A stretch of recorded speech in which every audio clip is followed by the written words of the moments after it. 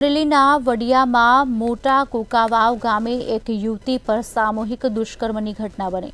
ગેંગરેપની ઘટનામાં કુલ 4 શખ્સો વિરુદ્ધમાં વડિયા પોલીસ મથકે ફરિયાદ દાખલ કરાઈ, જ્યારે ગેંગરેપ બાદ દેહ વેપારના રેકેટનો પણ પર્દાફાશ થયો છે, જેમાં પોલીસે મુખ્ય આરોપી દયાબેન રાઠોડની ધરપકડ કરી છે અને અન્ય 5 આરોપીઓમાંથી દીપક નામનો આરોપી ફરાર છે.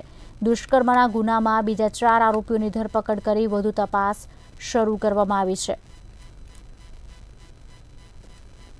દયાબેન કેશવભાઈ રાઠોડ કે જે અમરેલી રહે છે, તેમના દ્વારા ગરીબ વર્ગની છોકરીઓને દેહ વેપાર કરાવતા હોય અને 25 તારીખે તેમના દ્વારા દીપક નામના વ્યક્તિ સાથે કુકાવાવ ખાતે કોઈ દીકરીને મોકલી આપેલ અને સાથે જ તેને આ રીતે દેહ વેપારના ધંધામાં પ્રવૃત્તિ કરતા હોય અને જે અગાઉ દુષ્કર્મની ફરિયાદ થઈ છે એ 4 આરોપીઓનો સંપર્ક કરાવી આપવામાં આવેલ.